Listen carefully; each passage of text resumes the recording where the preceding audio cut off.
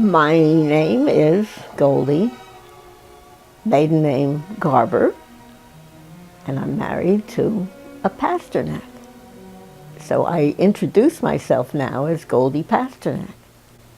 When we were first married, Vel had been singing with a group in Crown Heights they called them the musicologist Hasidim. And they were recording the music of their sect. Lovely, lovely, lovely music, beautifully done. And he went from one recording session to another. I never, ever missed a rehearsal. I loved it. This was something that we both shared. After a while, he took over conducting he had been studying at Juilliard. And the fellow who had been conducting passed away. And since Vel had the background, they asked him to take over. So that was absolutely fine. So he did Majitza recordings, and then he did a number of other recordings. He did recordings of he notated material that we used to sing and then arranged it in a more melodic way. So there was another recording, and then I was in early childhood. So when someone came to him and wanted to do music for children, that was fine. It went into what he had been doing. I never missed a recording session except for one. Why did I miss it? Well, Vel and I decided when he set the recording date, I was expecting baby. So he made it 5 weeks earlier. Guess what? I gave birth 5 weeks earlier. So I was in the hospital, and I called him when the recording session was over. That's the only one I missed. But it was really very, very special. But when people asked him, where can I find this music? It wasn't in print. He said, well, in a place where there isn't a someone, you try to be that someone. So he decided to do, when I gave birth to the baby, my ring was lost. I don't know when he put it in his pocket in the hospital or what happened. My ring was lost. And when it came time to publish the music, we had to decide, what do we do? So I said, Vel, look how easy it is for me to lose a ring. The money that you got for me to replace the ring, I want that to go for the book. And that was the first book. It was one of the things we did. So if you ask me what my attitude was toward Tara Publications, toward publishing the books, it was something that went along with everything that we both believed in. So that's how we started out. And the name, Tara, we had a daughter who was Atara. Atara means a crown. So if you drop the A and you have Tara, you think of music. Why? Well, the Gone with the Wind, Tara's Manor.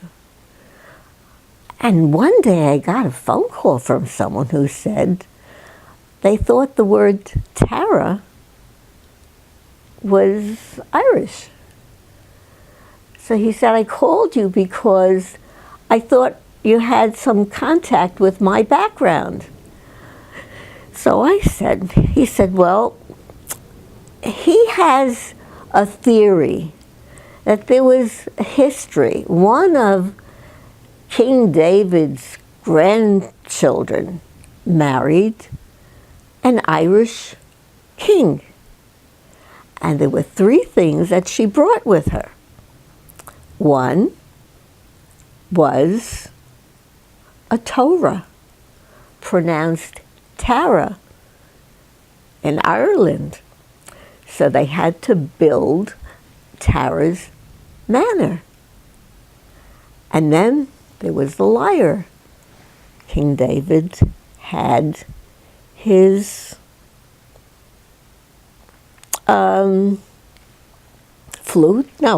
stringed lyre, a stringed instrument. The other one, I don't know if it was, I don't remember. Had I realized that I'd want to remember years later, I would have made an effort. But maybe it was